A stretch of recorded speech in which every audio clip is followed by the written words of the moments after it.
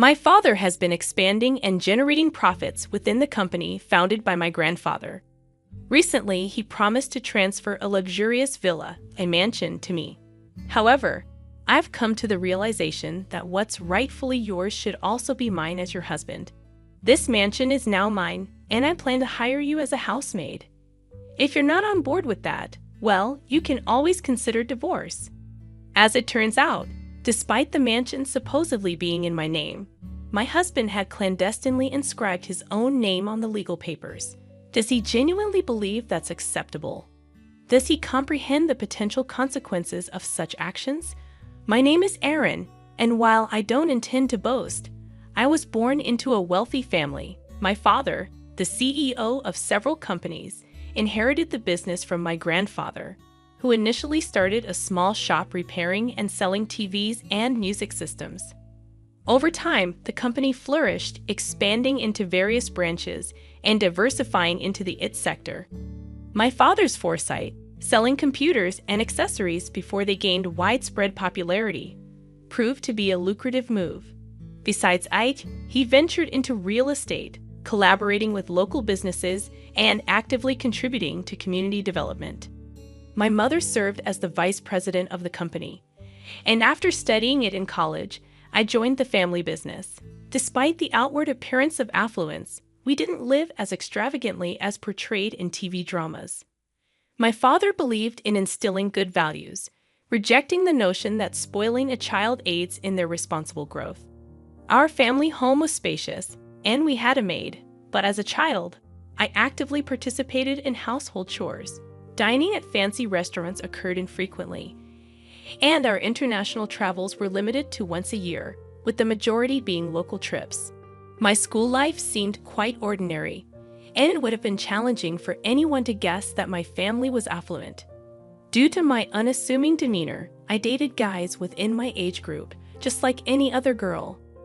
Among them, Michael, who later became my husband, was one of my colleagues at the same workplace. During those times, I worked as a sales representative and office manager at an IT-related shop, and Michael was also a sales rep there. I chose not to disclose that my father was the CEO to my coworkers, making it easier for Michael to approach me. I noticed that he was straightforward and had no reservations. Although I didn't seek extravagance, I'd always suggested places within Michael's budget. During our dates at restaurants, he would order generously, explaining that if there's extra, he'd eat it, opting for a cost-effective approach to enjoy a hearty meal. Some might have considered him a bit frugal, but I found it endearing. Unbeknownst to him, I earned several times more than he did, content with my fair compensation for the responsibilities I held. I unconsciously became accommodating. Michael, always keen on budget-friendly ways to satisfy his appetite, received my gestures with gratitude. During our dates, I'd often bought extra food or thoughtful gifts, knowing he would appreciate them. When shopping for clothes, I would add extra socks for him, and on occasions when I got a new bedspread, I'd include pajamas and a pillow for him. I genuinely enjoyed making him happy. Even when visiting his home, I willingly cooked for him and took care of the cleanup. Out of the blue, Michael proposed to me one day, expressing that there was no one better than me. At that moment, I hesitated, harboring reservations. After all, my father was the CEO of a major company, and he held a prominent position at my current workplace. I feared that if Michael were to discover this, he might reconsider our relationship. Deciding to take Michael to my parents' home for the first time, I aimed to introduce him to my family and disclose everything about our background. If he accepted it all, I would be more than willing to marry him. As Michael's inaugural visit to my family home approached, he appeared visibly nervous. However, my dad, though strict on occasion, generally exuded a calm demeanor. When I presented Michael as the man I was contemplating marrying, my father welcomed him with a warm smile, alleviating some of Michael's tension. Although surprised to learn about my father's CEO status, Michael managed to navigate the visit smoothly with my father's supportive demeanor. Upon leaving the house, Michael exclaimed about the enormity and magnificence of the residence, expressing gratitude for my father's kindness. He even suggested that we could get along well. When I casually mentioned my dad's ownership of additional buildings and a vacation home, Michael appeared more astonished.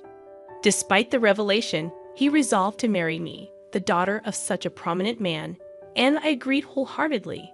Eventually, we became a married couple. However, something bothered me. At the moment of accepting his proposal, I noticed a slightly mischievous grin on Michael's face for a split second. Dismissing it as his quirky way of smiling, I didn't dwell on it, but perhaps had I paid more attention, I could have averted the impending tragedy. As Michael and I moved into a typical, not overly luxurious apartment, he seemed to grasp the significance of my father's status.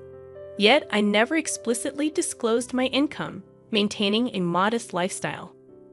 Gradually, Michael's demeanor changed after settling in. While I balanced work and household responsibilities, he started demanding more. One evening, as I prepared dinner, he asked, "What's for dinner tonight?" In response, I informed him that I had prepared his favorite curry rice. However, to my surprise, he appeared dissatisfied as he sat on the sofa. Letting out a sigh, he expressed his desire for something like a prime beef steak once in a while. This caught me off guard, as he had never complained about my cooking before. I pointed out that prime beef was quite expensive, but he clicked his tongue in annoyance, insisting that, considering my father's earnings, indulging in prime beef occasionally should not be a big deal. Reluctantly, I agreed to get prime beef for the next day. Michael smirked, stating that we should be able to enjoy such things normally from now on. While my salary could afford such luxuries, my previous lifestyle had instilled a reluctance to spend so extravagantly. However, to avoid issues early in our marriage, I resigned myself to the decision to actually cook prime beef steak. Unfortunately, Michael's lavish tendencies did not stop there. He frequently requested expensive ingredients for meals and specified upscale restaurants when we went out. His cravings extended beyond food, manifesting in desires for a TV larger than 60 inches and even suggesting we should purchase a massage chair for the sake of relaxation after work. These remarks became more frequent, and I began to feel that it was getting out of hand. I questioned the need for such extravagant items, expressing my concern about the expenses involved. Frustrated, I finally retorted, asking him if he thought we were made of money. I challenged his extravagant lifestyle, stating that living so lavishly was unnecessary. In response, Michael made a displeased face and clicked his tongue again, expressing his discontent. He argued that, as the husband, he contributed to the household expenses and insisted that I should listen to him. However, his statements puzzled me, as his contributions, while appreciated, did not amount to a lavish sum. In fact, I contributed more, a fact I never disclosed to him. Despite my substantial financial input, he made these assertions without hesitation. This change in Michael's behavior left me questioning his mindset. He was not like this before, and I couldn't comprehend why he had changed at that moment. I found myself in a state of confusion, unable to comprehend Michael's recent behavior. In response to his audacious requests, I decided to temporarily appease the situation by telling him, "All right, I'll think about it." Little did I know that the explanation for his bold behavior would become apparent just a few days later. On that particular day, my father summoned me to the office of our shop where I worked, claiming that he had something important to discuss. While Michael was engrossed in his work, my father entered the office and initiated a serious conversation. He expressed uncertainty about how much longer he could continue as the CEO and hinted at the possibility of me taking over in the future. Furthermore, he mentioned transferring the vacation home to me. This vacation home, briefly mentioned to Michael earlier, resembled a large lodge located about a 30-minute drive away. It was a place where my father used to host gatherings with town shop owners, under the guise of meetings. Although such meetings were no longer held, the house was consistently ready to be lived in, maintained by a housekeeper. My father offered me the freedom to use the vacation home however I wanted. This proposition left me torn, as I had no concrete idea of how to utilize such a property. The vacation home boasted over 6,000 square feet, with a lavish garden surrounded by nature, akin to a mansion. Lacking the social connections to host significant parties, I contemplated keeping it as an asset. I conveyed to my father that I would positively consider his proposal but needed more time to make a decision. He assured me there was no rush and left a contract on the desk before departing the shop. Returning home after work, I leaned towards accepting the mansion, intending to give it further thought the next day. However, the following day brought an unexpected turn of events. Upon arriving at work, I discovered that Michael, who typically arrived before me, was absent from the shop. Intrigued, I entered the office only to find him there. Instinctively, I asked, "What are you doing here?" To my surprise, he flashed a document in my face, stating, "I overheard the conversation about the mansion yesterday. Sounds like an amazing deal, right?" Dumbfounded by Michael's audacious move, I reluctantly signed the document he flaunted, a contract my father had handed me just the day before. Shockingly, Michael had inscribed his own name on it. I was utterly taken aback and couldn't help but express my disbelief. "What on earth are you doing?" I questioned him, but Michael, without a hint of remorse, casually responded, "Why not? Your dad said he's giving away an amazing mansion, right? If you won't decide, I figured I'd take it." He said this with a smirk, but there was no way I could accept it. Persistently, I pleaded with him, emphasizing the house's worth of $4 million and my father's intention to give it to me. However, Michael dismissed my concerns with a nonchalant laugh. $4 million bucks? Dan, that's impressive. Think about it. I have the right to this mansion because you're my wife, and I'm your husband, so I have a right to what's yours. Moreover, your dad really likes me. He probably won't have any complaints. So from today, this villa is my house. If you live in a wealthy house, you've got to make use of it. How about I hire you as a maid in this mansion? If you have any complaints, I'll divorce you anytime, he confidently declared. It was at that moment when I recalled Michael's past actions and words, and everything finally clicked. He seemingly had no qualms about taking from others, even if it meant practically stealing without feeling guilty. During our dating days, I'd always showered him with gifts, but he never reciprocated. My giving nature might have corrupted him, leading him to believe that what was mine was automatically his.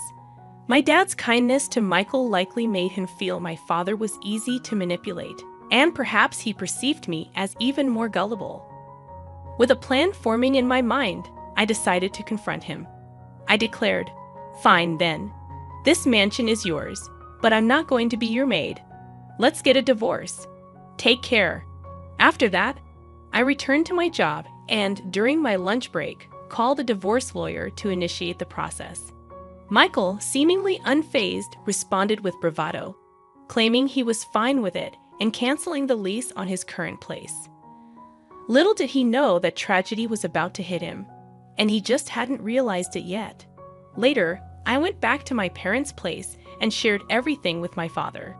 From that point on, everything unfolded according to my plan. A few weeks later, Michael called me in a state of panic, having received an enormous bill. While his shock was understandable, it was only fair considering the fixed property tax on the $4 million house he had claimed as his own. I casually informed Michael that he should expect to pay around that much for the property tax. However, he appeared utterly clueless, lacking knowledge that paying tax on owned property is common. Normally, my father would have covered the tax if he had received the property, but upon hearing the entire story, my usually calm father was furious. Despite my warnings about my father's strict nature, he declared he can have it if he can afford it, and accepted the property transfer to Michael. To be honest, a part of me wanted Michael to learn a tough lesson, and there was no way he could afford the hefty amount. Frustrated with Michael's persistent pleas, I decided to deliver a final blow. The annual property tax, I revealed, amounted to about $60,000. It dawned on me that Michael always had a mindset of trying to take advantage of his friends, possibly driving them away and leaving him without anyone to teach him common sense. Acknowledging that I may have been a bit unreasonable, I admitted that my once cute perception of Michael had drastically changed. Without any sympathy left, I hung up the phone. Subsequently, Michael couldn't sustain living in the house and faced forced eviction. Realizing he couldn't afford it, my father reverted the property deed back to my name, incurring the gift tax himself. Meanwhile, Michael faced severe consequences. He was fired from his job and charged with unlawfully changing the property deed. He received scoldings from his parents and was shunned by acquaintances. Now jobless and friendless, he barely scraped by in a rundown apartment, working odd jobs. His parents were even considering disowning him.